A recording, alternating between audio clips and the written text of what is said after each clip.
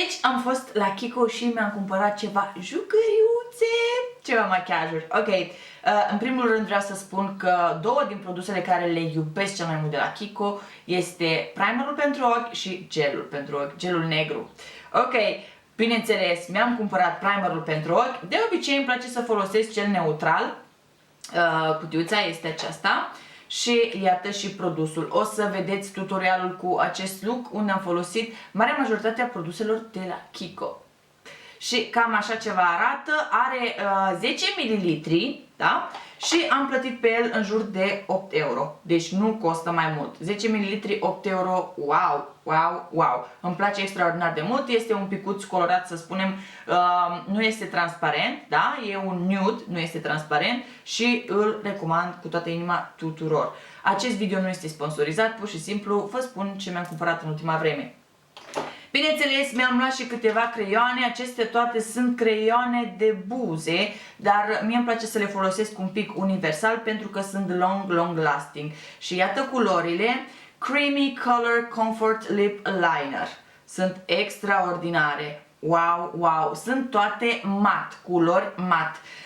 Sunt și, am văzut că au și cele un picuț perlate, dar acestea sunt extraordinare. Noile culori care au apărut acum au la celălalt capăt și o gumiță, ca un fel de radieră pentru a întinde creionul, dar mie îmi plac acestea, chiar dacă sunt din gama mai veche, le ador.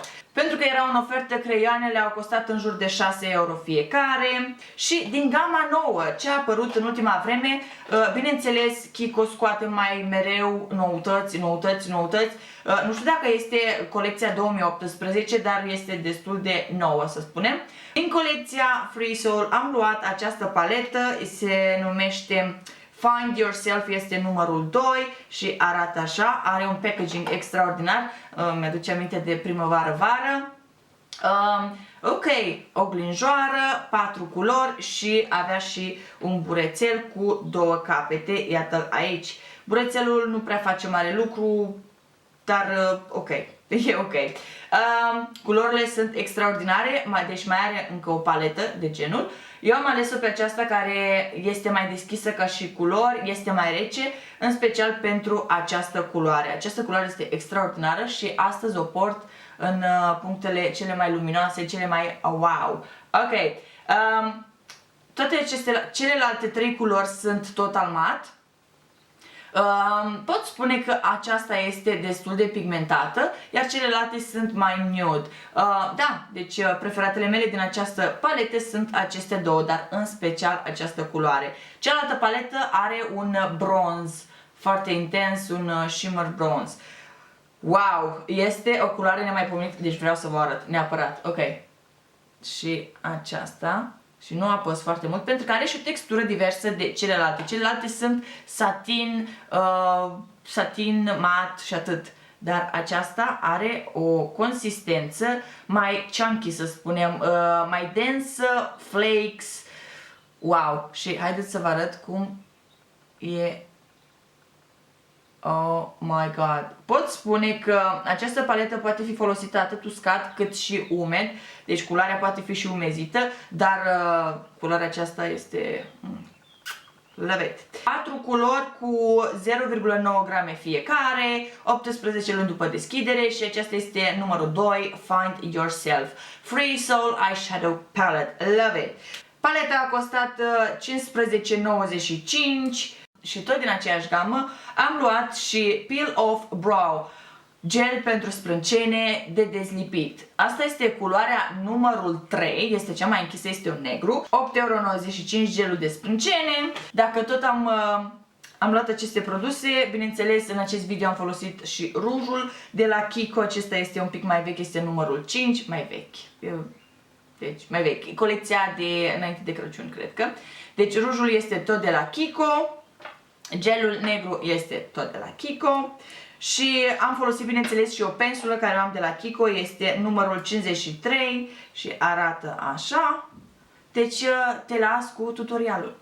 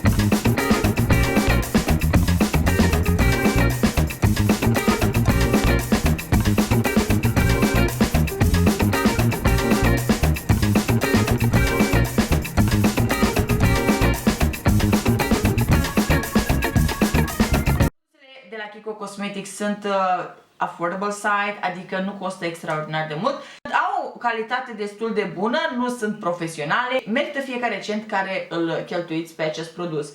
Eu am câteva care le ador și le-ați văzut în acest video și vreau să le spun din nou, în special primerul pentru ochi, gelul pentru ochi, gel eyeliner și creioanele de buze sunt favoritele mele. Și bineînțeles că îmi plac și fardurile, îmi plac toate produsele de la Kiko. Mulțumesc că m-ați urmărit, ne vedem data viitoare. Nu uita să te abonezi și dă o privire în descriere. Sunt ceva grupuri de Facebook, poate îți place să faci parte din ceva grupuri pe pagina Testing Makeup and Beauty Products. Mulțumesc că m-ați urmărit.